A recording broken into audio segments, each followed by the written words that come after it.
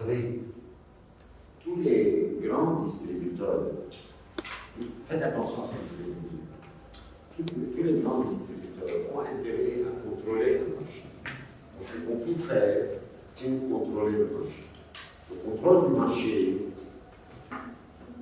permet sa manipulation. Donc ils peuvent manipuler le consommateur par une technique de contrôle. Comment ils font? Alors vous avez tous entendu parler on en a tous, des produits connectés. Qu'est-ce que c'est les produits connectés? Vous savez? Oui, électronique. Notre téléphone portable est connecté. Il y a des montres connectées. Actuellement, dans les grands marchés européens, américains, tout devient connecté. La montre est connectée, le téléphone est connecté, le PC est connecté, l'ordinateur fixe est connecté. La maison est connectée. Vous savez, il y a des maisons intelligentes. Vous arrivez à la maison, vous pressez un bouton et la maison commence à vous accueillir. Les lumières s'allument, etc. Actuellement, à Cannes, en France, ils ont monté un système connecté pour les réverbères de rue. Dès que le réverbère détecte beaucoup de monde qui s'allume, quand il détecte peu de monde, la lumière diminue. Actuellement, on fait des frigos propres. Lui, il est connecté à votre montre ou à votre téléphone. S'il manque des produits, il vous dit. Vous recevez un message. Parfois, il est connecté au supermarché, il fait la commande lui. Vous imaginez combien c'est? Oui. À votre avis, c'est pour faciliter la vie des gens ou pour autre chose? Parce que quand on est connecté par ondes. N'est-ce pas? Et les ondes, en principe, arrivent à un serveur. Le serveur accumule les informations sur tout le monde. D'accord? Et parfois, en les identifiant. Quand il vous donne, par exemple, une montre, vous achetez une montre qui est connectée, bien sûr, qui vous donne votre augmentation de poids, qui vous donne votre battement de cœur, qui vous donne votre pression sanguine. N'est-ce pas? D'accord, mais ces informations vont quelque part. Supposons par exemple que votre agent d'assurance obtient ces informations. Qu'est-ce qu'il va faire? Il va savoir que vous avez des maladies, que vous avez des problèmes. Vous voyez? En plus, il y a des balances connectées. Qu'est-ce que c'est la balance connectée? Vous montez sur la balance vous donne votre poids, mais vous dit que vous avez augmenté ou diminué de combien? La balance vous dit aussi que vous avez autant de taux de fat, autant de taux de muscle. Vous avez des choutins. Vous avez, je ne sais pas, le diabète, vous avez je ne sais plus quoi. Donc, ces informations atterrissent dans un serveur et peuvent être captées par ondes. Ils ont fait une expérience, un type par son ordinateur a pu se connecter à un avion qui passait. Il a su à quelle compagnie il appartient. Quel est le numéro de vol? Combien de passagers il y a sur l'avion? Vous imaginez? Donc ces informations sont, collectées quelque part, analysées, identifiées, personnalisées. Et petit à petit, vous commencez à recevoir des publicités nommément adressées. Vous voyez votre nom, et la publicité touche un point sensible de votre vie privée. Vous voyez comment petit à petit le marché est manipulé, il est contrôlé. Vous voyez? Donc, le but toujours, c'est de contrôler comment le contrôler, c'est pas ces techniques. Vous voyez? Supposons par exemple qu'un voleur ait accès à votre système électronique de votre domicile. Il sait quand vous vous couchez, quand vous rentrez à la maison, quand vous prenez votre pain. Vous voyez, et même parfois il y a des lits intelligents qui vous disent par exemple quel est le degré de sommeil dans lequel vous êtes. Le lendemain matin, vous saurez combien vous avez dormi, mais comment vous avez dormi aussi. Vous comprenez? Tout ça, c'est pour le contrôle des machines. Le but, c'est contrôler les machines. D'accord? Donc, qu'est-ce que vous avez dit? Conséquent, des organisations de machines. Oui. Il est clair, quoi. Il est clair que. Il est clair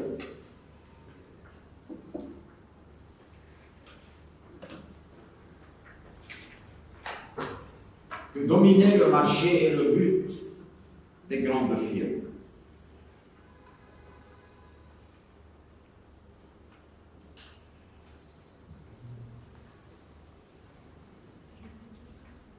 Que monsieur dominer le marché. Et le but des grandes firmes.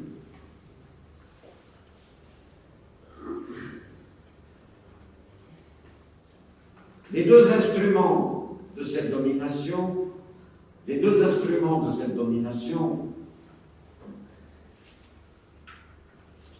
sont, mettez de point un petit tiret, la collecte de l'information,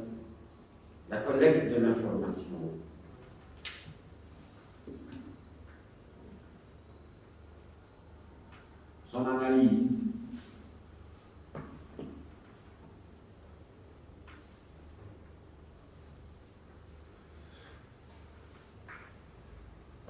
mettez un autre tiret,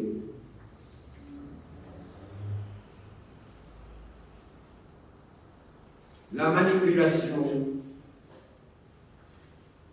de la communication et du marketing.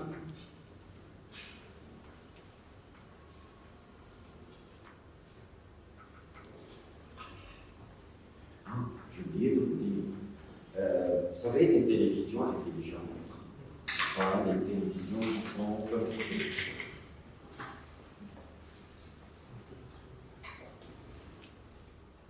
Un Japonais a fait l'expérience. Il est rentré dans un magasin d'électronique. Il y avait une télévision intelligente, une télévision connectée. Dès qu'il est rentré dans le magasin, la télévision s'est mise à lancer des publicités relatives aux produits. Il les oblige du champ de vision de la télévision. La télévision a arrêté.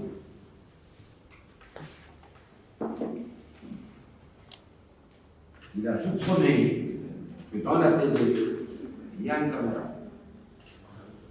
Une caméra dans la télé. Donc, vous imaginez, chez vous à la maison, vous regardez la télé intelligente, qui est branchée, qui est connectée, n'est-ce pas, à des réseaux. Et quelqu'un dans ce réseau vous voit aussi.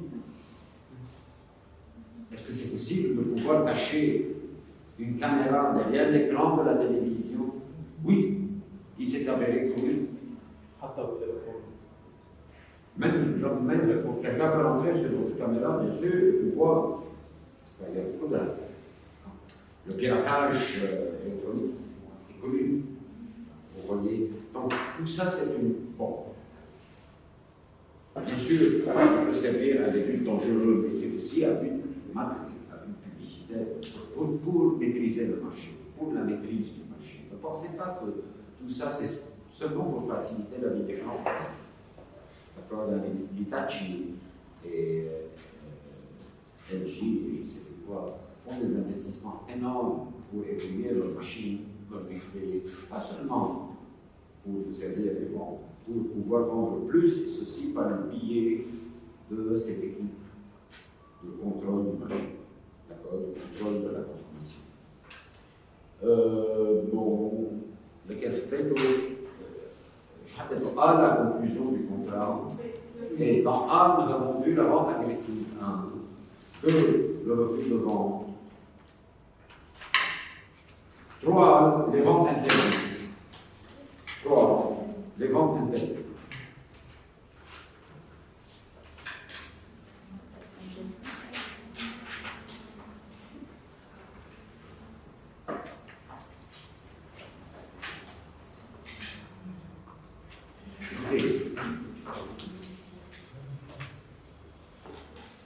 Je ne parle pas des produits interdits. Attention, je parle des ventes, des techniques de vente. Ce n'est pas le produit qui est interdit, c'est la technique qui est interdite. Alors le produit ne m'intéresse pas. Il y a des produits interdits de vente, la drogue, les armes.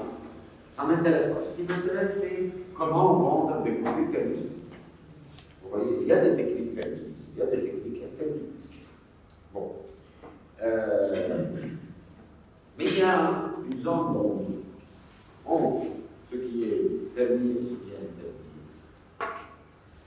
Cette zone d'ombre est difficilement défrichable, donc on ne peut pas savoir si véritablement c'est possible. Je vous donne un exemple. Vous avez entendu parler des produits iodés. J'en ai iodés. Bon, les techniques des produits iodés, le produit peut être nocif parce qu'il est vieux. Il peut être nocif parce qu'il contient des bactéries. Il peut être nocif parce que, je ne sais pas, il a été exposé à l'air, etc. En Europe, pas beaucoup en Europe, surtout aux États-Unis, ils ont développé cette technique. Qu'est-ce qu'ils font? Ils irradient les produits. Qu'est-ce que c'est irradier les produits? Ils les exposer à des produits radioactifs, à des rayons radioactifs. Comme pour la radiothérapie. Vous voyez? Mais c'est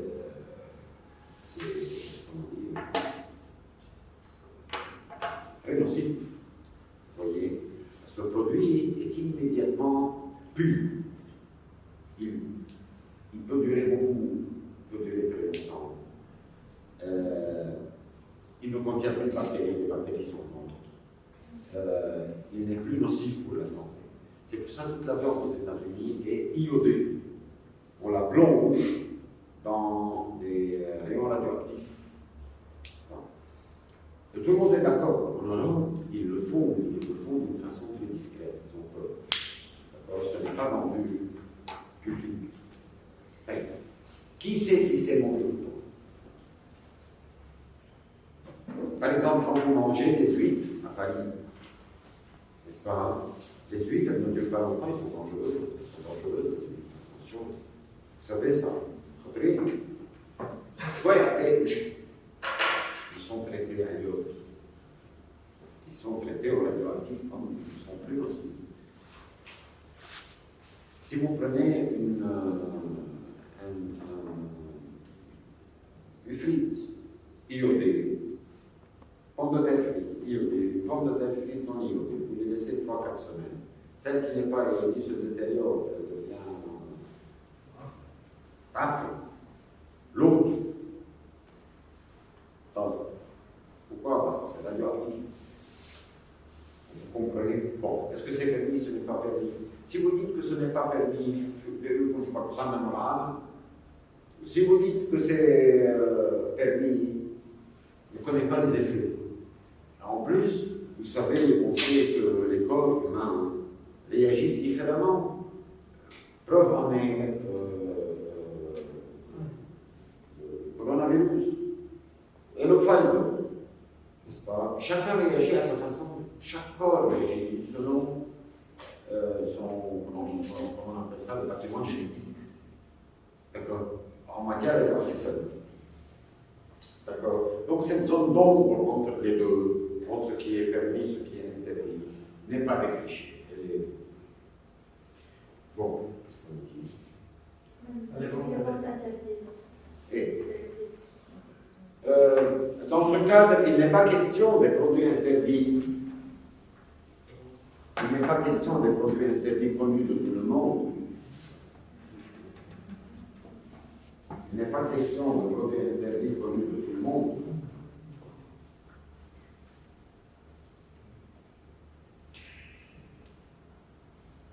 Mais des techniques de vente interdites.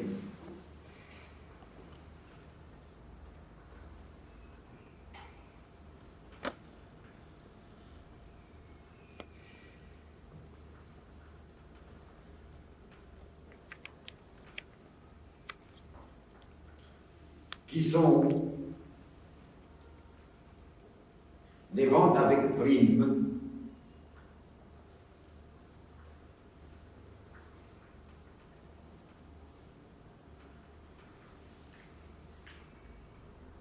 les ventes par lot indissociable, les ventes par lot indissociable,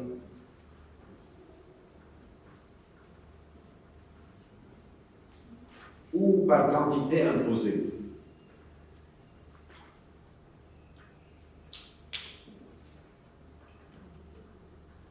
Quantité imposée. Finalement, les ventes sans commande préalable. Finalement, les ventes sans commande préalable.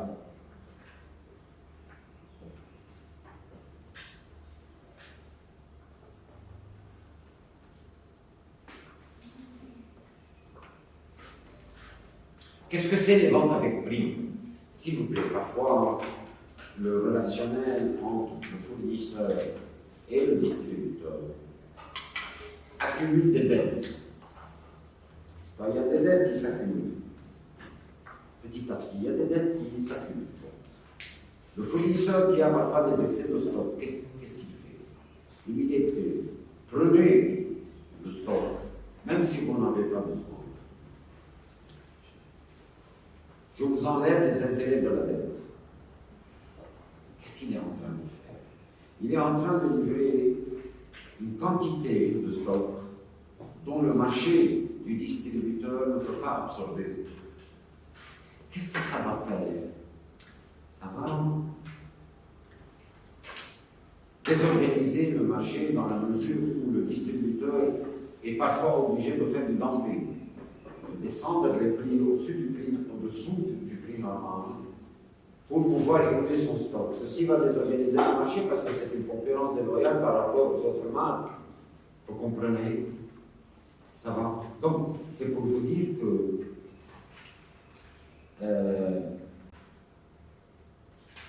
essayez de miroiter au distributeur que vous allez, vous, fournisseur, lui envoyer, lui enlever,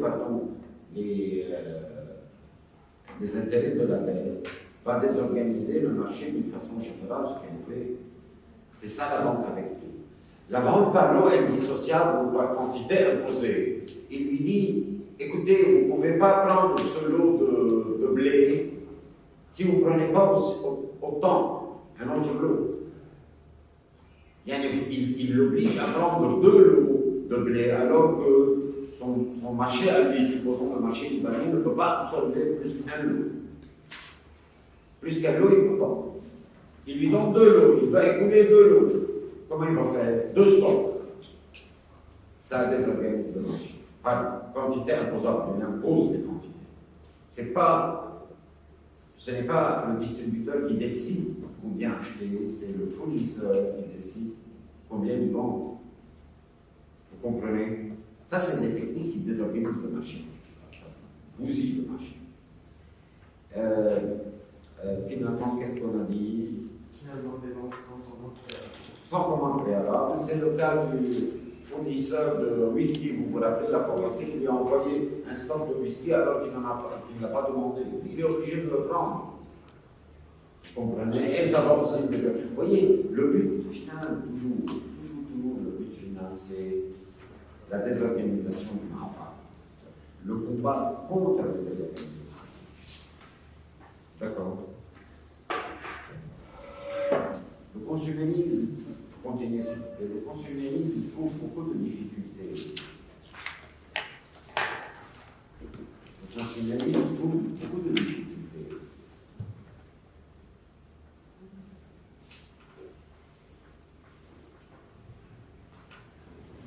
À pouvoir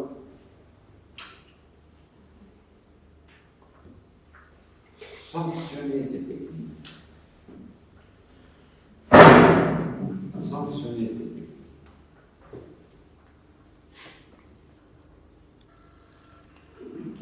Puisque les plaintes judiciaires sont très rares, il n'y a pas de plainte judiciaire. Ce n'est pas le distributeur qui va aller intenter une action en justice contre son fournisseur.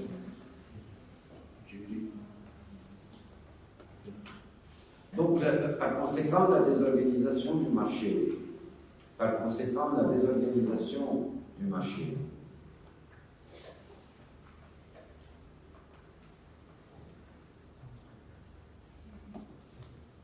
Devient de plus en plus difficile à éradiquer.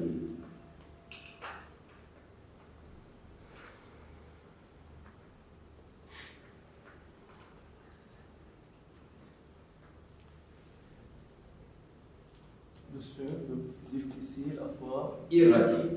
Okay.